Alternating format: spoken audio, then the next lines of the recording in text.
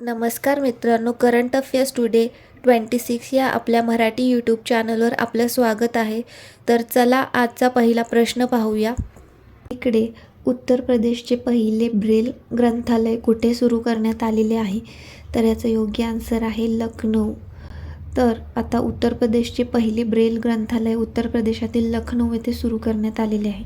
लखनौ येथील डॉक्टर शकुंतला मिश्रा राष्ट्रीय पुनर्वसन विद्यापीठात हे ब्रेल ग्रंथालय सुरू झालेले आहे.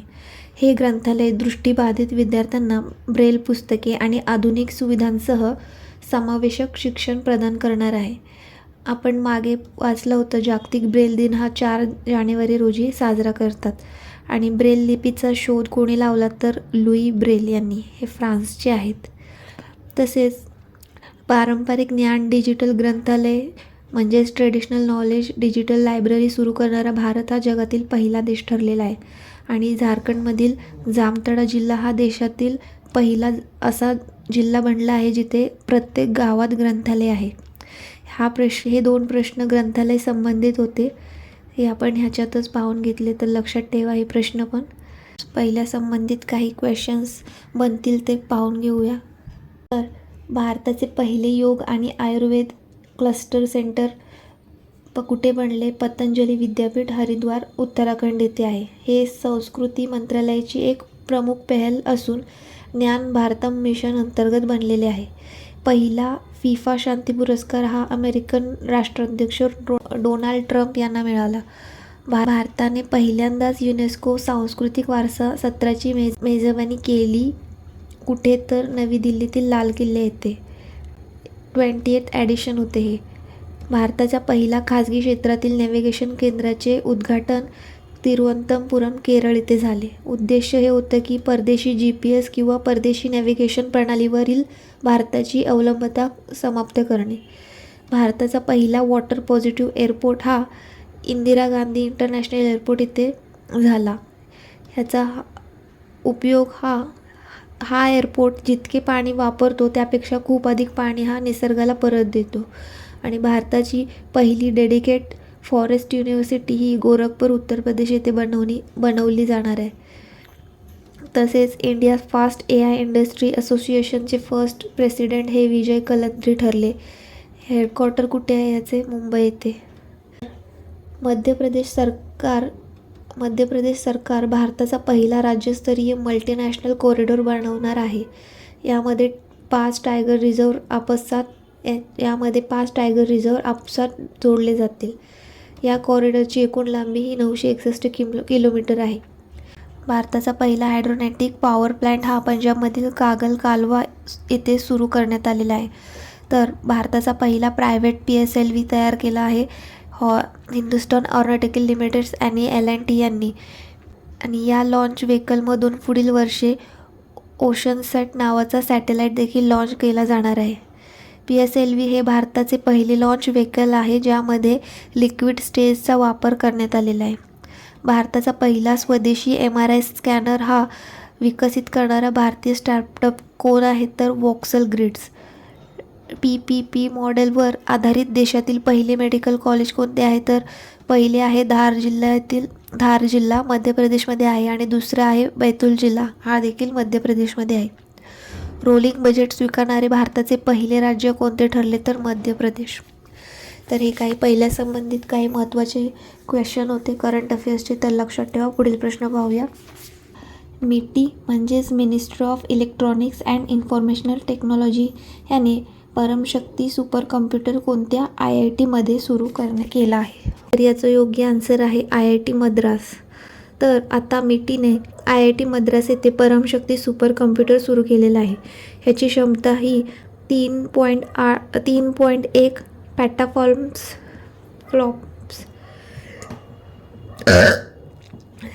ह्याची क्षमता ही 3.1 पेटाफ्लॉप्स आहे.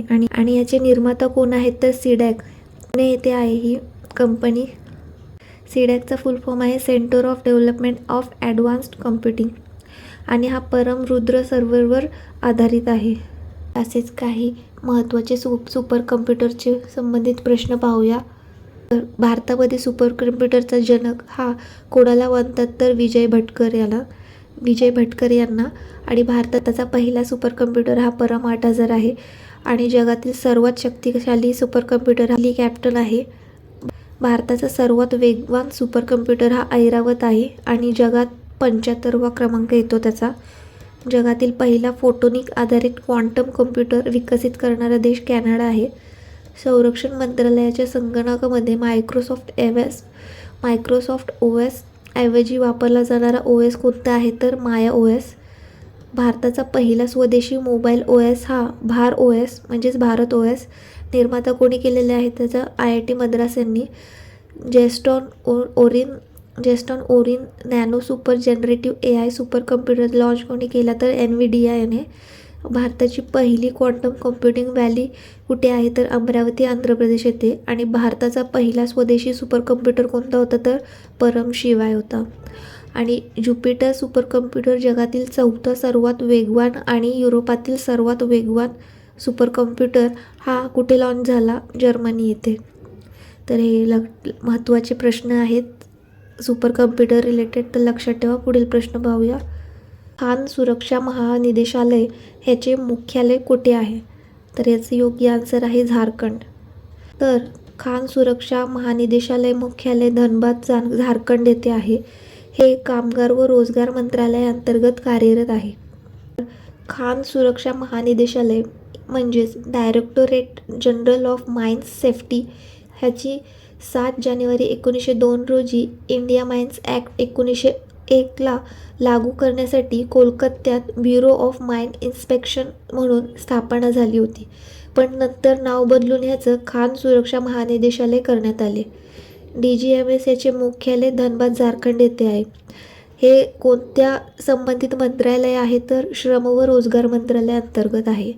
ह्याचं काम काय आहे तर खाणीमधील कामगारांची सुरक्षा, आरोग्य व कल्याण सुनिश्चित करणे.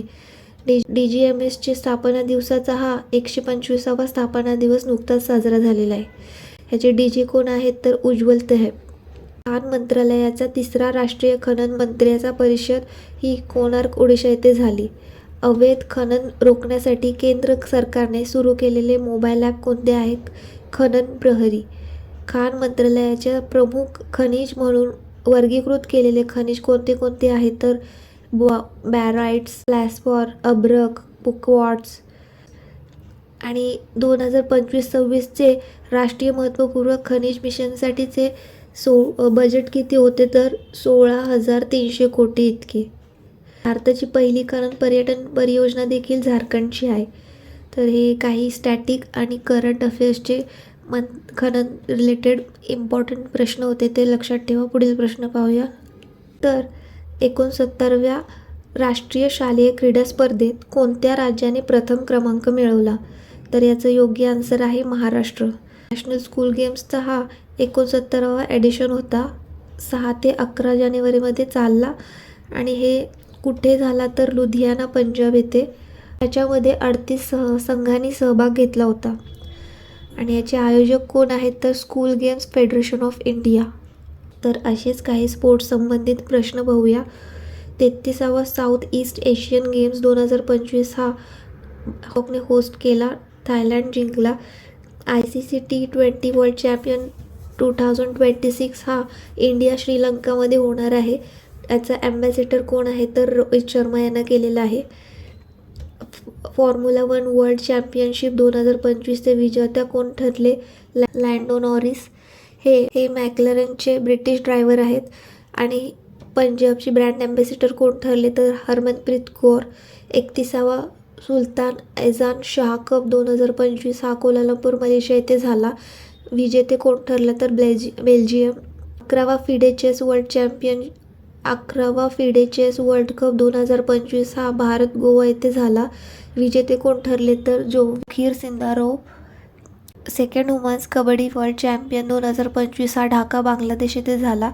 विजेता भारत ठरला. 12th ACC under-19 Asia cup 2025 हा UAE इथे झाला. विजेते कोण ठरला तर पाकिस्तान.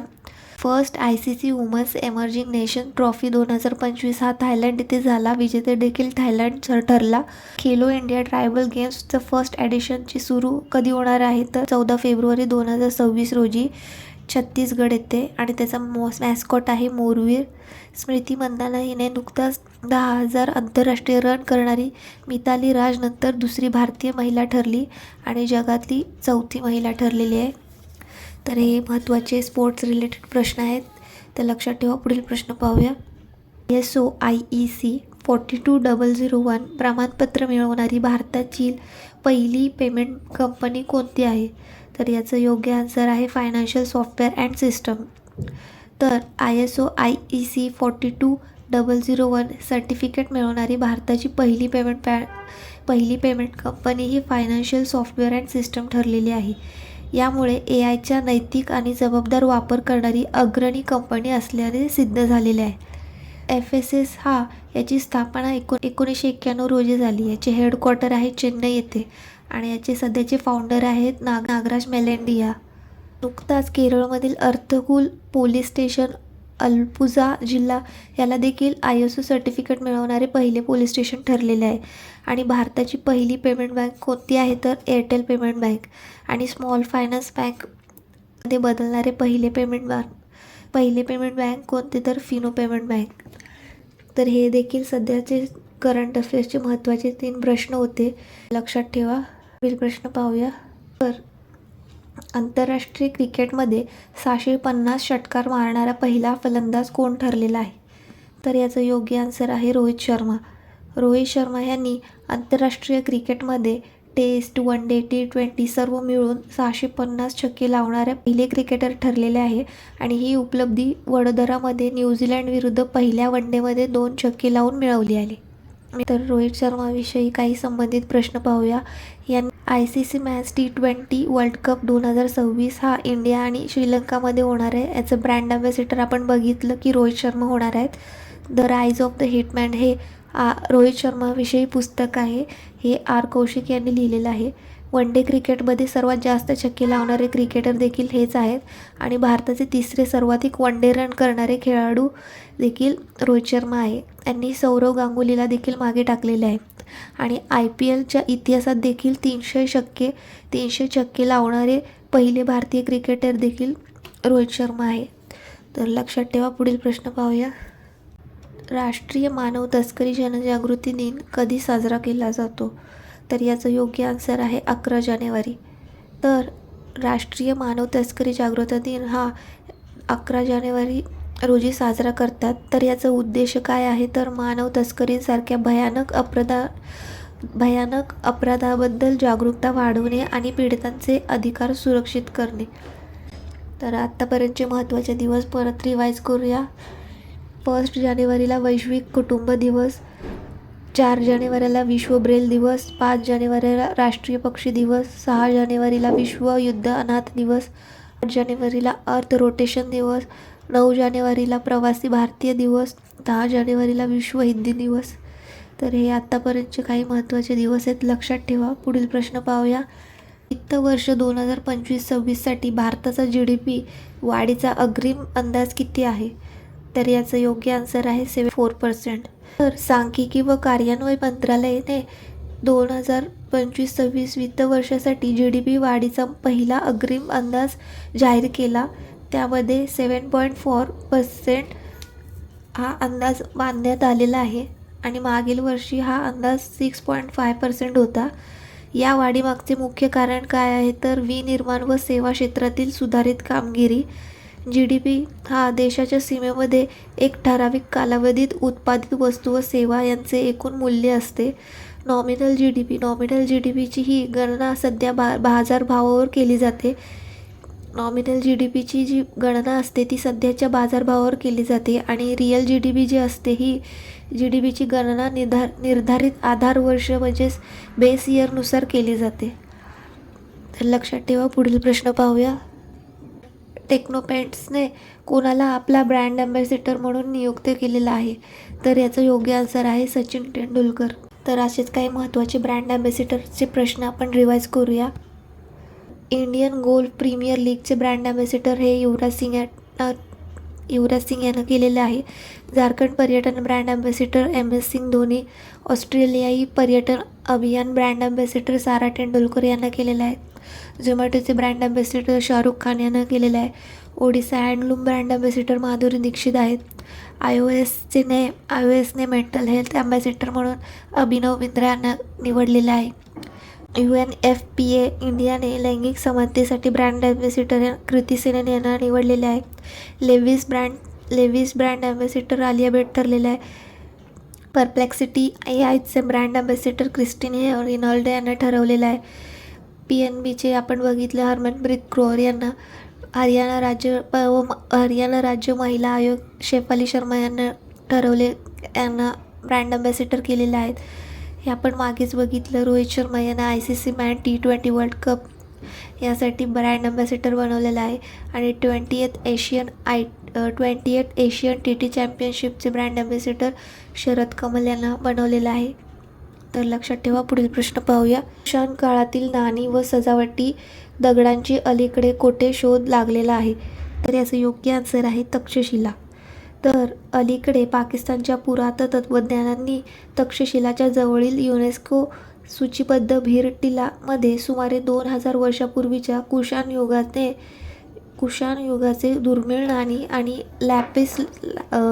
लॅपिस लाजुलीसारख्या सजावटी दगडांचे तुकडे शोधले.